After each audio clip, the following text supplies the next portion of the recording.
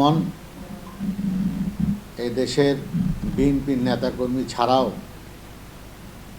গণতান্ত্রিক কাবি এদেশের মানুষ অধীর আগ্রহে অপেক্ষা করছেন শহীদ প্রেসিডেন্ট জিয়াউর রহমানের উত্তরসূরি এবং দেশনেত্রী বেগম খালেদা জিয়ার সুযোগ্য সন্তান জনাব তারেক রহমান সাহেব 25 তারিখ দেশে আসবেন।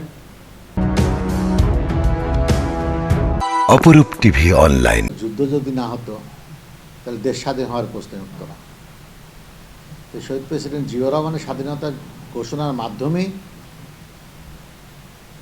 আমাদের 16 ডিসেম্বর 30 লক্ষ শহীদের আত্মাহুতি, 2 লক্ষ মা বোনের ইজ্জতের বিনিময়ে আমাদের দেশের 7.5 কোটি মানুষের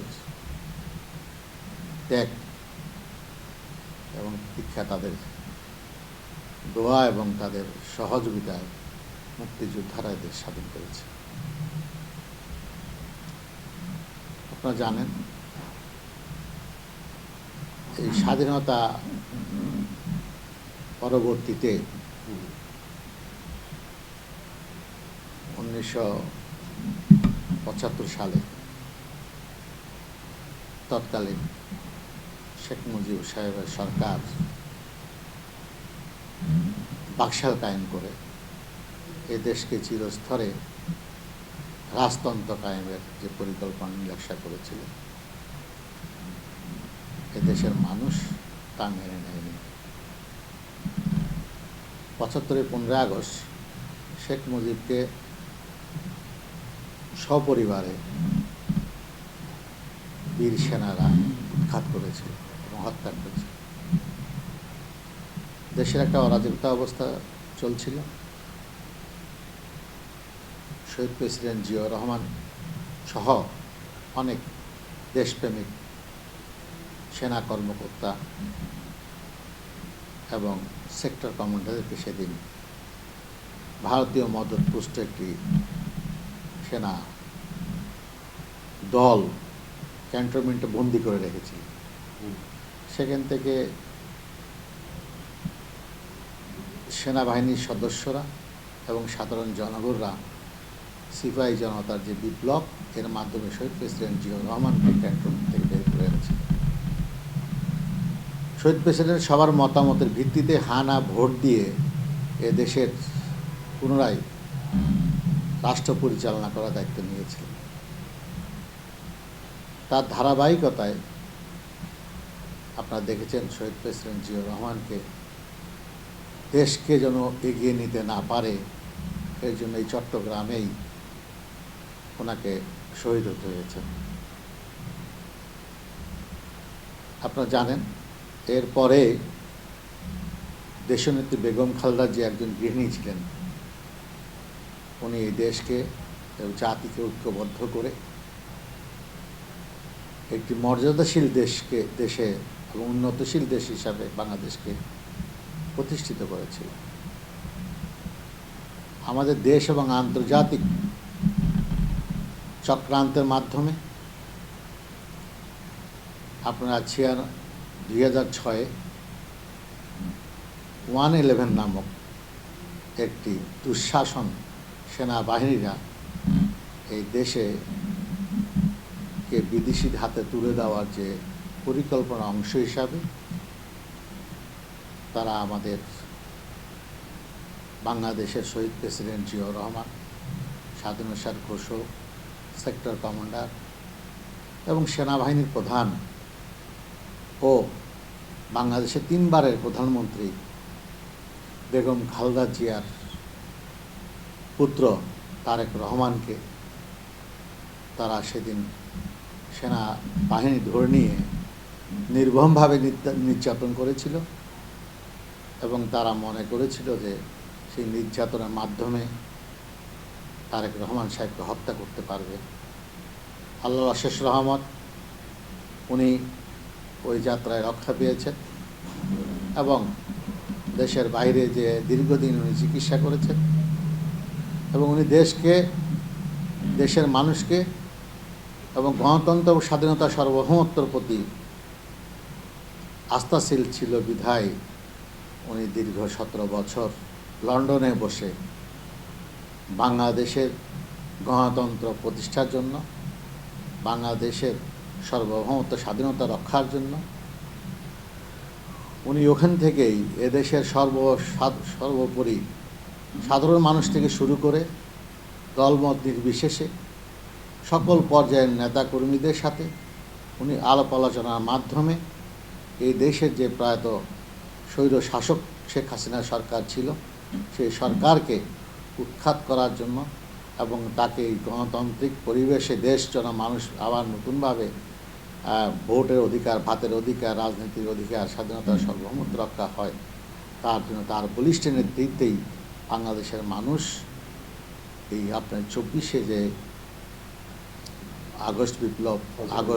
জুলাই বিপ্লব ঘটেছে তার মহানায়ক ছিলেন তারেক রহমান সাহেব। এই দেশের বিএনপির নেতাকর্মী ছাড়াও গণতান্ত্রিক কাবি এদেশের মানুষ অধীর আগ্রহে অপেক্ষা করছেন শহীদ প্রেসিডেন্ট জিয়াউর রহমানের উত্তরসূরি এবং দেশনেত্রী বেগম খালেদা জিয়ার সুযোগ্য সন্তান জনাব তারেক রহমান সাহেব 25 তারিখ দেশে আসবেন। উনি এদেশের স্বাধীনতা, সার্বভৌমত্ব, গণতন্ত্র রক্ষায় যে আন্দোলন করে এসছেন তার বাস্তবায়িত রূপ উনি এবার দিবেন এবং উনি জানেন যে ইতিমধ্যেই দেশে এসে উনি নির্বাচনের জন্য উনি একটি আসন থেকে নির্বাচন করবেন এবং ইনশাআল্লাহ আগামী দিনে বিএনপি ক্ষমতায় আসবে এবং দেশের তারেক রহমান সাহেবের নেতৃত্বে এদেশ একটি গণতন্ত্রশীল, মর্যাদাশীল, স্বাধীন সার্বভৌমত্ব রাষ্ট্র হিসাবে বিশ্বের দরবারে মাথা উঁচু করে দাঁড়াবে। ছিলেন না, আর ওনার দেশে আসার পরিবেশ পরিস্থিতি ছিল না।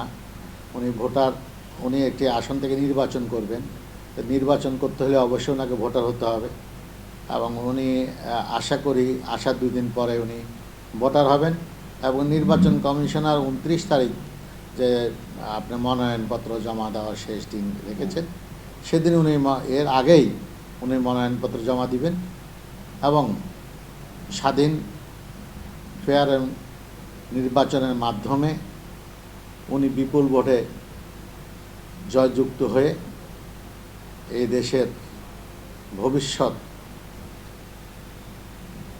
কর্ণধার হবে বলে আমি মনে করি। এর বিরুদ্ধে অতীতে অনেক ষড়যন্ত্র হয়েছে, বর্তমানও হচ্ছে, ভবিষ্যতে হবে। কারণ বিএনপি একমাত্র দল, যে দল দেশের স্বাধীনতা সার্বভৌমত্ব বিকিয়ে দেয়নি, যে দল দেশের গণতন্ত্র কোনোদিন বিকিয়ে দেয়নি, যে দলকে দিয়ে কোনোদিন এই দেশের স্বাধীনতা সার্বভৌমত্ব কেউ খরিদ করতে পারবে না। তো এর জন্য ষড়যন্ত্রকারীরা দেশীয় বিদেশি ষড়যন্ত্রে সবসময় ষড়যন্ত্র করেছে। আপনারা দেখেছেন শহীদ প্রেসিডেন্ট জিয়াউর রহমানকে ষড়যন্ত্রের মাধ্যমেই হত্যা করেছে। আপনার 2008-এর নির্বাচন ষড়যন্ত্রের মাধ্যমেই তারা যেই ভোট হয়েছে সেই ভোটে 100 ভাগ ভোটের জায়গায় বাংলাদেশের বহু অঞ্চলে, বহু কেন্দ্রে 120 ভাগ ভোট সেনাবাহিনী এবং শেখ হাসিনার চক্রান্তে তারা নীলনকশার মাধ্যমে নির্বাচিত হয়েছিল। তো এইসব সব ষড়যন্ত্রকে উপেক্ষা করে তারেক জিয়ার নেতৃত্বে আগামী দিনে আমাদের দল, দেশ, জাতি এবং দেশের স্বাধীনতা সার্বভৌমত্ব রক্ষা হবে এবং ওনার নেতৃত্বে দেশ ও জাতি ঐক্যবদ্ধ থাকবে। ধন্যবাদ। আমার নাম এসকে খোদা তোতন। আমি বিএনপি চট্টগ্রাম মহানগর বিএনপির সাবেক সহসভাপতি। দীর্ঘদিন আমি রাজপথে ছিলাম, আন্দোলন সংগ্রাম করেছি এবং আগামী দিনেও শহীদ প্রেসিডেন্ট জিয়াউর রহমানের আদর্শে বুকে ধারণ করে জনাব তারেক রহমানের নেতৃত্বে দেশ গড়ার আন্দোলনে ঐক্যবদ্ধভাবে থাকব এবং দেশ ও জাতির কল্যাণে কাজ করে যাব। স্লোগান না, দেশের মানুষের চাহিদা আকাঙ্ক্ষা। আমি মনে করি 25 তারিখ এদেশের ইতিহাসে সর্ববৃহৎ জনসমাগম হবে ঢাকায়। তারেক রহমানের আগমন উপলক্ষে সারা বাংলাদেশ থেকে লক্ষ লক্ষ নেতাকর্মী সেদিন যে দেশ, জাতীয় গণতন্ত্র রক্ষায় শহীদ প্রেসিডেন্ট জিয়াউর রহমানের উত্তরসূরি এবং দেশনেত্রী বেগম খালেদা জিয়ার উত্তরসূরি তারেক রহমানকে একবার দেখার জন্য সারা বাংলাদেশ থেকে লক্ষ লক্ষ লোক সেদিন ঢাকা উপস্থিত হবে এবং ইনশাআল্লাহ ওনাকে সবাই বরণ করবে, জাতি দল নির্বিশেষে সকল সাধারণ মানুষ, গণতন্ত্রকামী মানুষ সেদিন তাকে বরণ করে নেবে। অপরূপ টিভি অনলাইন।